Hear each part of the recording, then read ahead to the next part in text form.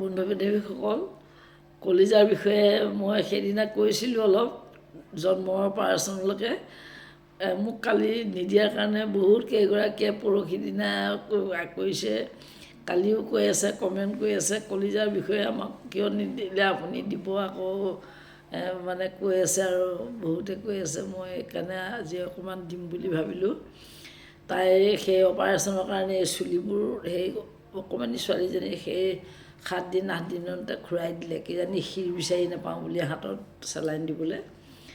তাৰপিছতে 10 দিনৰ দিনা যেতিয়া অপাৰেশ্যন কৰিলে, চিলাইবোৰ ছিগি গ'ল। অপাৰেশ্যন কৰাৰ পিছত ছিগি যোৱাৰ পিছত ডক্টৰে আকৌ 10 দিনৰ দিনা আকৌ চিলাই কৰিলে। সেই দিনটো মনত পৰিলে মোৰ গাৰ নোম এতিয়াও খিৰখিৰাই আহে, সেই অকণমানি পানী কেঁচুৱা। আৰু তাই জন্মৰ পৰা মানে অলপ ডাঙৰলৈকে 4-5 বছৰলৈকে ইমানেই বগা ৰঙা আছিল, তাৰ আনকি চুলিবিলাকৰ সৈতে একদম ৰঙা, চুলিবোৰো একদম ৰঙা বগা নিচিনা, মেমনি নিচিনা দেখিবলৈ, ৰঙা একেবাৰে গোটেই বগা, দেউতাকৰ নিচিনা কালাৰ। এতিয়া সেই কালাৰ নাই তাই। তাৰপিছতে তাই কৰি পেলাই ছেকেণ্ড টাইম তেনেধৰণে আকৌ চিলাই কৰি দিলে, দি থাকিলে, থাকি পিছত ৰিলিজ দিলে, ঘৰলৈ আহিলোঁ। তাইক এডাল শলা দিছে, এইডালে তাৰমানে টিকাৰ ৰাস্তাটো হেৰি কৰি থাকিব লাগে, সদায় মানে সোমোৱা ওলোৱা কৰি থাকিব লাগে পায়খানা ৰাস্তাটো, তেতিয়া পায়খানা ওলাব বোলে। খুব জোৰ দি তাই পায়খানা কৰে। তাৰপিছত তেনেকৈ থাকি এবছৰ 4-5 মাহ এনেকুৱা, এবছৰ 1.5 বছৰৰ পিছত বাহিৰলৈ লৈ গ'লোঁ, ভেল'ৰলৈ লৈ গ'লোঁ। ভেল'ৰত লৈ গৈ চালে ডাক্তৰে, বহুত ডাক্তৰক গালি পাৰিছে, কৈছে কি কেঁচুৱা ইমান অকণমানিতে অপাৰেশ্যন কৰে নেকি, সিহঁতে গাখীৰ খাই থাকে, গাখীৰতে পায়খানা নকৰিলেও একো নহয়, এনেধৰণৰ কৈছে আৰু। তাৰপিছতে তাতে ডক্তৰে ক'লে যে এইটো অপাৰেশ্যন এতিয়া কৰিবলৈ হ'লে পেটটো প্ৰথমতে পেটৰ অপাৰেশ্যন কৰিব লাগিব। পেটটো মানে কাটিব, কাটি মানুহৰ খাদ্য যোৱা যিটো মানে যিডাল নাড়ী, সেইডাল এটা মুখ আৰু পায়খানালৈ যোৱা এই মাজতে কাটিছে, কাটি দুফালে 2খন মুখ এই পেটেদি উলিয়াই থৈছে। এই যে হিষ্ট্ৰী কলিজাৰ লগত জীৱনটো গৈছে। মই কিছুমান মতা মানুহ হ'লে অসহ্য হৈ বহুত কিবাকিবি গালি পাৰে, কিন্তু প্ৰভুৱে কেতিয়াও কোনো দিন তাইক বেয়াকৈ নকয় বা তোৰ কাৰণে মোৰ ইমান টকা পইচা শেষ হৈছে, আমুক হৈছে তামুক হৈছে, নাই। সেই তাইক অপাৰেশ্যন কৰিবলৈ নিওঁ, টকা পইচা যোগাৰ কৰি, তেনেকৈ বহুত দিন থাকিবলগীয়া হয়। তাৰপিছতে সেইটোকে পেটটো অপাৰেশ্যন কৰি দিলে, 2টা মুখ উলিয়াই দিছে, খোৱাবিলাক এইফালে ওলাই যায়, পায়খানা ৰাস্তালৈ আৰু নাযায়। কাপোৰ দি বেণ্ডেজ দি বান্ধি থওঁ, পায়খানা কৰে সেইখিনি আকৌ চাফা কৰি থাকিব লাগে। কেনেকুৱা শাস্তি হৈছে, দিনটোত 2বাৰ বা 3বাৰ তেনেকৈ কৰি থাকিবলগীয়া হয়। ইফালে মোৰ চাকৰি থাকে, এই সময়তে মোৰ মাও আছেহি তাইৰ কাৰণে। আৰু এজনী বঙালী বাই আছিলে, সিহঁতক মালিচ চালিচ কৰে, সেই বাইজনীলৈ মোৰ এতিয়াও মনত পৰি থাকে। তাই সিহঁতৰ মৰমতে আৰু মোৰ মৰমতে, মানুহজনী যিজনী মানুহে এঘণ্টাৰ কাৰণে মালিচ কৰিবলৈ আহে, তাই মানে মোৰ মৰমতে মই অফিচলৈ ঘূৰি অহালৈকে আমাৰ ঘৰতে থাকে। তাই মই আহিলেহে যায়, ইমান মানে মৰমতেই তাই দিনৰ দিনটো খপি দিছিল।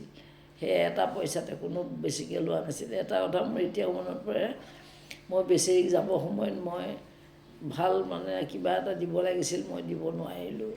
ভাল এমাউণ্ট এটা বা ভাল শাৰী এখন দিলোঁ, কিন্তু তেনেকুৱা ভাল শাৰী দিব নোৱাৰিলোঁ।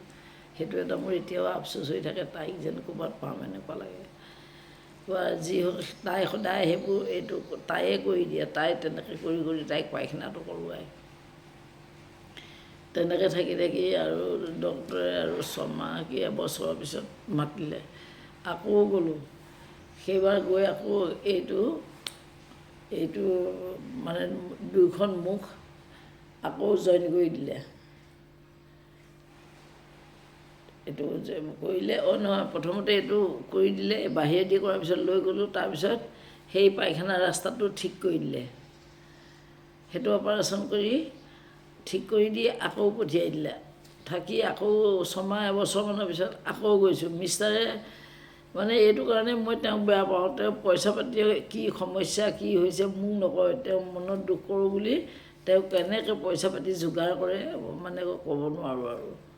সেইটো তেওঁ এটা ভাল গুণেই নে বেয়া গুণেই নাজানো, কিন্তু ক'ব লাগে আচলতে নিজৰ পত্নীগৰাকীক। তেওঁ মানে মোৰ মনত দুখ পাওঁ বুলি নকয় এইবিলাক। লৈ গ'লোঁ, লৈ গৈ সেইবাৰ লৈ গ'লোঁ, লৈ গৈ টিকাৰ অপাৰেশ্যনটো হোৱাৰ পিছত আকৌ তেনেকৈ ছমাহ এবছৰমান গ'ল। যোৱাৰ পিছত আকৌ গৈছোঁ, মাতিছে আকৌ এই দুখন টিকাৰ ৰাস্তাটো যেতিয়া ভাল হৈছে তেতিয়া শুকালে তেতিয়া এই বস্তুটো কলাষ্টমী অপাৰেশ্যন বুলি কয়, এই দুইখন মুখ আকৌ নাড়ী দুডালৰ লগাই দিছে, দি এইটো আকৌ চিলাই বন্ধ কৰিছে। এতিয়াও তাই চিন আছে, মই দেখুৱাই শুই আছে তাই মানে তেনেকুৱা শাস্তি মানে তাইৰ লগত খালোঁ আৰু। বহুত টকা পইচা গ'ল। এবাৰ গ'লোঁ গৈ পেলাই তাই ইনফেকশ্যন হৈ গৈ পেলাই 1.5 মাহ 2 মাহমান আছোঁ তাতে। ফ্লাইটত যাওঁতে ইনফেকশ্যন হ'ল, ফ্লাইটত গৈছোঁ। আৰু ইয়াৰ পৰা 2জনী ছোৱালীৰ কাৰণে এৰিব নোৱাৰি, এজনী কাম কৰা ছোৱালী গৈছে, মোৰ মা গৈছে, মুঠতে 5-6জন মানুহ যাবলগীয়া হৈছে। গৈ পেলাই তাইক এইখিনি হোৱাৰ পিছত ভাল হ'লেও তাই পায়খানা কৰিলে মানে খুব জোৰ দি কৰে, কনষ্টিপেশ্যন হৈছে পায়খানাটো। ইমান সেইটোলৈ কষ্ট, কেতিয়াবা পায়খানা নহয়, আকৌ ডাক্তৰ তালৈ লৈ যাওঁ, ডাক্তৰে আকৌ পায়খানা কৰাই দিয়ে। মানে এনেকুৱা ধৰণৰ বহুত প্ৰব্লেমত ভুগিছোঁ তাইক লৈ। গোটেই জীৱন ভুগিছোঁ বুলি ক'লেও ভুল নহয় মই। এতিয়া লাহে লাহে ঠিক হৈ গ'ল। কেতিয়াবা তথাপিও কনষ্টিপেশ্যন হয়, তেতিয়া হ'লে তাই 2-3বাৰ পায়খানা কৰে। বাকী প্ৰব্লেম এতিয়া নাই আৰু, পায়খানা ৰেগুলাৰে কৰি থাকে তাই। এইখিনিতে কৈ মই সামৰিছোঁ। আৰু তাইৰ সৰুকালৰ কেইখনমান ফটো মই আপোনালোকক দেখুৱাম।